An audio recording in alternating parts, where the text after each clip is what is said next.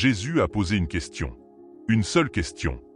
Mais c'est peut-être la question la plus sérieuse, la plus urgente, la plus dérangeante que Jésus ait jamais posée. Luc 18, verset 8. Mais le Fils de l'homme, quand il viendra, trouvera-t-il la foi sur la terre? Trouvera-t-il la foi? Pas trouvera-t-il des églises? Il y en aura des milliers. Pas trouvera-t-il des prédicateurs? Il y en aura des millions. Pas trouvera-t-il des croyants qui connaissent la Bible? Il y en aura partout. Trouvera-t-il la foi? Cette question me touche. Cette question me dérange. Cette question m'oblige à m'examiner. Et aujourd'hui, je veux qu'on l'examine ensemble. Parce que nous vivons dans un temps où la foi est menacée de toutes parts, où les épreuves s'accumulent, où les tentations de douter sont partout, où beaucoup qui ont commencé avec Dieu ont abandonné en chemin. Reste jusqu'à la fin, parce que ce message pourrait raffermir quelque chose en toi, que tu pensais avoir perdu. Qu'est-ce que la foi vraiment? Avant d'aller plus loin, je dois répondre à cette question fondamentale. Qu'est-ce que la foi? Hébreux 11, verset 1. La foi est une ferme assurance des choses qu'on espère, une démonstration de celles qu'on ne voit pas. Une ferme assurance, pas une vague espérance, pas un souhait timide, pas un sentiment agréable quand tout va bien. Une ferme assurance. La foi, c'est être certain de quelque chose avant de le voir. C'est agir sur une promesse avant qu'elle se soit manifestée. C'est dire merci à Dieu avant que la réponse soit arrivée. Et Jésus nous dit quelque chose d'extraordinaire. Matthieu 17, verset 20. Si vous aviez de la foi comme un grain de sénévé, vous diriez à cette montagne, transporte-toi d'ici là, et elle se transporterait. Un grain de sénévé, la plus petite des graines. Jésus ne dit pas, si vous aviez une foi parfaite, si vous aviez une foi sans doute, si vous aviez une foi de super chrétien. Il dit, comme un grain de sénévé. Ce n'est pas la quantité qui déplace les montagnes. C'est la qualité. C'est l'authenticité. C'est la direction. Une foi petite mais vraie vaut mieux qu'une grande démonstration de foi, qui n'est que de la performance. Et la foi qui sauve est aussi celle qui transporte les montagnes. C'est la même foi. Celle qui te fait entrer dans le royaume est la même qui fait bouger ce qui semble immouvable dans ta vie. Le temps dans lequel nous vivons. Maintenant, je dois dire quelque chose d'important. Quelque chose que beaucoup ne veulent pas entendre, mais que l'amour m'oblige à dire. Nous vivons dans les derniers temps. Ce n'est pas une métaphore. Ce n'est pas une expression religieuse. C'est la réalité. Matthieu 24, versets 6 et 7. Vous entendrez parler de guerre et de bruit de guerre, car une nation s'élèvera contre une nation. Guerre et bruit de guerre. Regarde autour de toi. Regarde ce qui se passe dans le monde. Ce que la Bible avait annoncé se réalise sous nos yeux. Et dans ce contexte, Jésus pose sa question. Trouvera-t-il la foi? Parce que le dernier temps ne sont pas seulement des temps de guerres extérieures. Ce sont des temps de guerres intérieures. Des guerres contre la foi, contre la vérité, contre l'identité du croyant, contre la morale. Et l'ennemi sait que s'il peut détruire ta foi, il peut tout détruire. Parce que sans foi, il est impossible de plaire à Dieu. Hébreux 11, verset 6. Or sans la foi, il est impossible de lui être agréable. Impossible. Pas difficile. Pas rare. Impossible. Alors l'ennemi cible la foi. Il cible ta foi à travers les épreuves. Il cible ta foi à travers les retards. Il cible ta foi à travers les déceptions. Il cible ta foi à travers les questions sans réponse. Il cible ta foi à travers ceux qui sont tombés autour de toi. Et la question de Jésus reste entière. Trouvera-t-il la foi en toi? Beaucoup pensent être dans la foi, mais vivent autre chose. Et maintenant je veux dire quelque chose de difficile. Quelque chose qui va peut-être déranger, mais quelque chose de nécessaire. Nous vivons dans un temps où beaucoup pensent être dans la foi, alors qu'ils vivent dans autre chose. Tu crois servir Dieu et avoir d'autres dieux dans ta vie. Tu veux invoquer le Seigneur, tout en te tournant vers des pratiques superstitieuses. Tu veux aller à l'église chaque dimanche et ne pas avoir de vraies relations avec Dieu. Tu veux connaître les versets par cœur et ne pas les croire vraiment. Et c'est peut-être le danger le plus subtil. Pas l'athéisme, pas le rejet de Dieu, mais la religion sans foi. La pratique sans la relation. Les mots sans conviction. Apocalypse 3, verset 15. Je connais tes œuvres. Je sais que tu n'es ni froid ni bouillant. Ni froid ni bouillant. Tiède. Et Jésus dit quelque chose de troublant sur la tiédeur. Il dit qu'il préférerait que tu sois froid ou chaud, parce que la tiédeur donne l'illusion d'être avec lui, alors qu'on s'en est éloigné. Et aujourd'hui, il y a beaucoup de tièdes dans les églises. Des gens qui font des gestes sans le cœur. Des gens qui lèvent les mains sans l'esprit. Des gens qui prononcent le nom de Jésus, mais dont la vie est gouvernée par autre chose. Est-ce que c'est toi? Je te pose cette question avec amour. Pas pour condamner, mais pour réveiller.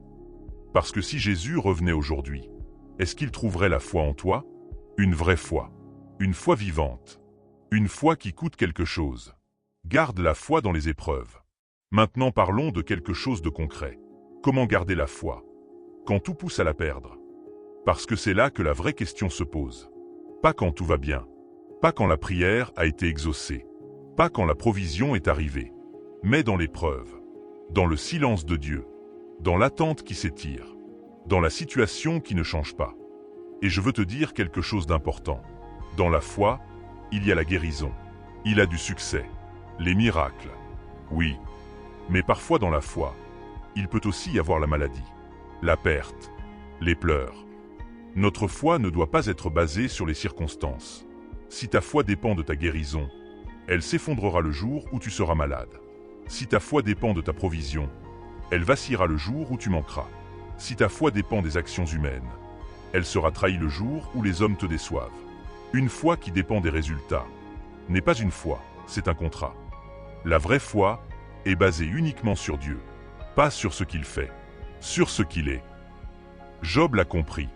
Lui qui a tout perdu, ses enfants, sa santé, ses biens, et qui a dit, Job 13, verset 15, « Même s'il me tue, j'espérerai en lui. » Même s'il me tue, c'est ça la foi qui résiste. Pas la foi du beau temps, mais la foi de la tempête. Pas la foi qui croit quand tout va bien, mais la foi qui croit quand tout semble aller mal. Et Jésus nous a prévenus. Jean 16, verset 33. « Dans le monde, vous aurez des tribulations. Mais prenez courage, j'ai vaincu le monde. » Vous aurez des tribulations. Pas vous pourriez en avoir. Pas seulement si vous n'avez pas assez prié. Vous aurez. Les épreuves font partie du chemin. Mais elles ne sont pas la fin du chemin. Elles sont la preuve que tu es sur le bon chemin. Ne maudis pas Dieu dans l'épreuve. Et maintenant je veux te parler de quelque chose de délicat. De ce qui se passe dans le cœur, quand l'épreuve dure trop longtemps. Peut-être que tu es là ce soir. Tu as marché avec Dieu. Tu as prié, tu as cru, tu as attendu, et la réponse ne vient pas encore. Et dans ce silence, des pensées dangereuses commencent à s'installer. Des pensées qui disent « Dieu m'a abandonné. Dieu tarde à intervenir. Peut-être que ça ne vaut pas la peine de le servir. Peut-être que j'aurais mieux réussi sans lui. » Et je veux te dire quelque chose avec tout l'amour possible. Ne maudis pas Dieu. Ne regrette pas d'avoir marché dans sa volonté. Ne pense pas qu'il tarde à intervenir par indifférence. Ne confonds pas son silence avec son absence. Parce que Dieu n'est pas absent dans tes épreuves. Il est présent. Il travaille. Il prépare. Il orchestre dans l'invisible ce que tu ne vois pas encore dans le naturel. Romains 8, verset 28. Nous savons, du reste, que toute chose concourt au bien de ceux qui aiment Dieu. Toutes choses. Pas seulement les bonnes choses. Pas seulement les jours de bénédiction. Toutes choses, y compris l'épreuve, y compris le retard, y compris ce que tu ne comprends pas. Toutes choses concourent à ton bien. Et parfois, Dieu tarde précisément pour ce qu'il va faire, soit encore plus grand que ce que tu aurais pu imaginer. Rappelle-toi Lazare. Jésus a reçu la nouvelle que Lazare était malade. Et il a attendu. Il n'est pas venu tout de suite. Il a attendu que Lazare meure. Et quand il est arrivé, il n'a pas guéri un malade. Il a ressuscité un mort. Peut-être que Dieu attend dans ta situation, non pas pour guérir quelque chose de blessé, mais pour ressusciter quelque chose de mort. Dieu n'est pas en retard. Il travaille hors de ton horloge. Reste dans la foi. Reste enraciné. La foi ne se maintient pas toute seule. Elle se cultive. Elle se nourrit. Elle s'entretient. Colossiens 2, verset 7. Enraciné et fondé en lui, affermi dans la foi. Enraciné. Un arbre enraciné ne tombe pas à la première tempête. Pas parce que la tempête n'est pas forte, mais parce que ses racines vont plus profond que la force du vent. Et comment s'enraciner dans la foi? Par la parole de Dieu. Romains 10, verset 17. Ainsi la foi vient de ce qu'on entend, et ce qu'on entend vient de la parole de Christ. La foi vient de ce qu'on entend. Quand tu lis la parole, tu nourris ta foi. Quand tu médites les promesses de Dieu, tu renforces ta foi. Quand tu te souviens de ce que Dieu a fait par le passé, tu consolides ta foi pour l'avenir. Par la prière. La prière ne change pas Dieu. Elle change celui qui prie. Elle aligne ton cœur sur le sien. Elle te rappelle à qui tu appartiens. Elle te reconnecte à la source. Par la communauté. Hébreux 10, verset 25. N'abandonnons pas notre assemblée, mais exhortons-nous réciproquement. La foi s'entretient aussi dans la communauté, avec des frères et des sœurs qui marchent dans la même direction, qui te relèvent quand tu tombes, qui te rappellent la promesse quand tu l'as oubliée. Ne marche pas seul. La foi solitaire est fragile. La foi communautaire est forte. Alors choisis aujourd'hui. Vas-tu rester dans la foi ou vas-tu abandonner? Parce que c'est un choix. La foi n'est pas seulement un sentiment, c'est une décision. Une décision que tu prends chaque matin. Une décision que tu renouvelles dans chaque épreuve. Une décision que tu affirmes même quand tout te pousse à douter. Josué 24, verset 15. Choisissez aujourd'hui qui vous voulez servir. Pour moi et ma maison, nous servirons l'Éternel. Choisissez aujourd'hui. Je te demande de choisir. Choisis d'être serviteur. Choisis d'être servante. Choisis de rester, même quand c'est difficile, même quand tu ne comprends pas, même quand les résultats tardent, même quand ceux autour de toi abandonnent. Choisis de rester, parce que Jésus revient. Et il pose la question avant de revenir. Trouvera-t-il la foi sur la terre? La réponse commence par toi et par moi. Rien ne doit te troubler. Je veux terminer ceci. Rien ne doit te troubler. Rien ne doit te distraire sur le chemin. Les guerres, les crises économiques, les maladies, les injustices, les retards, les trahisons, les silences de Dieu. Rien. Jean 14, verset 27. Je vous laisse la paix, je vous donne ma paix. Je ne vous la donne pas comme le monde la donne. Que votre cœur ne se trouble point et ne s'alarme point. Que votre cœur ne se trouble point. C'est une instruction. C'est un commandement de Jésus. Ne te trouble pas. Pas parce que la situation n'est pas difficile, mais parce que celui qui est avec toi est plus grand que tout ce qui est contre toi. Même si tu ne le vois pas en ce moment, il est là. Et il sera toujours là. Deutéronome 31, verset 8. L'Éternel marchera lui-même devant toi, il sera lui-même avec toi, il ne te délaissera point et ne t'abandonnera point. Ne crains point et ne t'effraie point. Il ne te délaissera point. Il ne t'abandonnera point. Ce n'est pas une promesse conditionnelle. Il ne dit pas « Je serai avec toi si tu es parfait. Je serai avec toi si tu ne doutes jamais. Je serai avec toi si tu n'as jamais failli. » Il dit « Je serai avec toi. » Point. Alors reste. Reste dans la foi. Reste enraciné. Reste debout. Même fatigué. Même blessé. Même sans comprendre. Reste. Jésus revient. Trouvera-t-il la foi en toi? Jésus revient. Ce n'est pas une métaphore. Ce n'est pas une expression de prédicateur.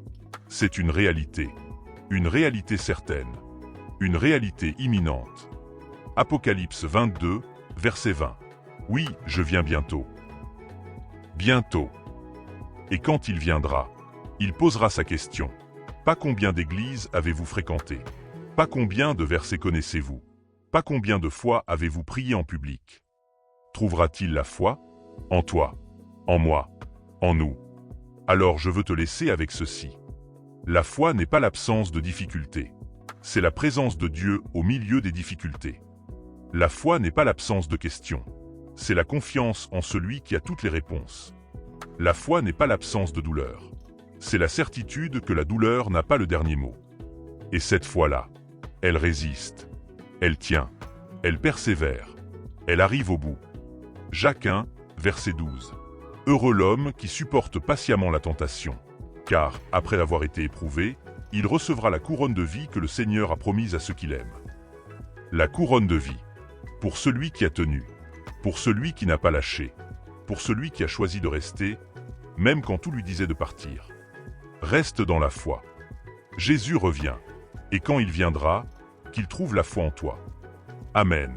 Si ce message a touché quelque chose en toi, si tu t'es reconnu dans une partie de ce que nous avons dit, prends un moment, Parle à Dieu.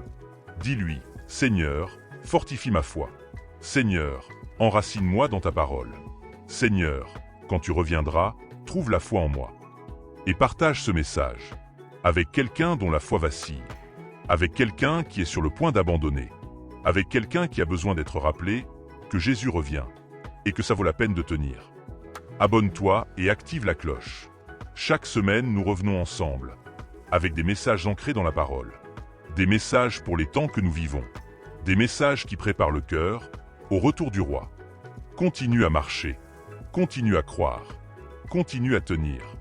Nous sommes une famille ici, ton âme est importante, ta foi est importante, nous sommes frères et sœurs et attendons le retour du Seigneur, nous serons ensemble dans la gloire. Jésus revient, et le meilleur de ta marche avec lui est encore devant toi. Tu es chez toi ici. Amen.